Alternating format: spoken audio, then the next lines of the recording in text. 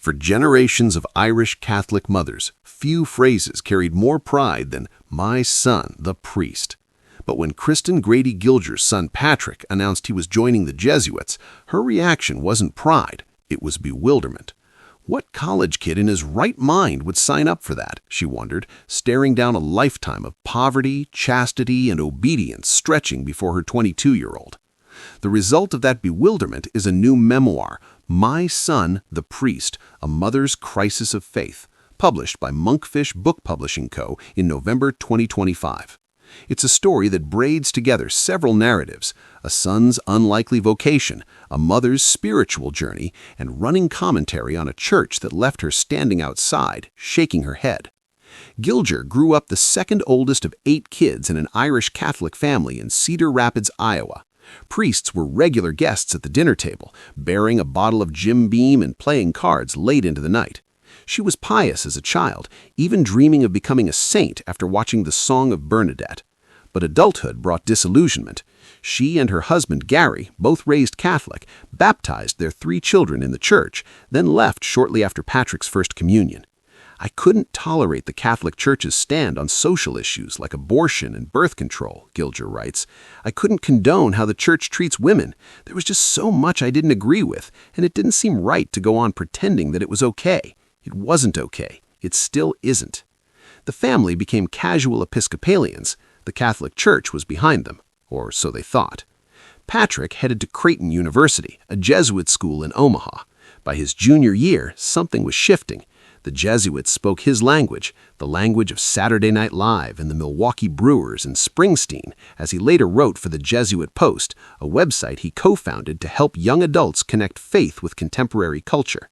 He entered the Jesuits in 2002. His formation took him to Marquette University High School in Milwaukee, to Red Cloud Indian School on the Pine Ridge Reservation, to studies at Loyola Chicago and the Jesuit School of Theology in California. He was ordained in 2013 and now studies sociology at the New School in New York, exploring how people access God in a secular age. For Gilger, Patrick's vocation resurrected all her old conflicts with the church. She describes her son's vocation as an unwelcome challenge that demanded investigation. With a journalist's rigor, she spent 2 decades in newsrooms. She probed, questioned, and pushed back. A turning point came when she made a retreat based on the spiritual exercises of St. Ignatius, the foundational text of Jesuit spirituality. Retreatants are guided through imaginative prayer, placing themselves in gospel scenes to encounter Jesus. It wasn't working for Gilger. At one point, she broke the rule of silence to call Patrick. "Did you talk to God about that?" he asked. "I can't do that either," she responded. Patrick's reply stopped her. "God is the most important thing in my life. The fact that you and Dad don't give God the same chance is hard. It's hard all the time. I know that God is not a person to you like he is to me, and what I want to say to that is, not yet." Over time, something shifted.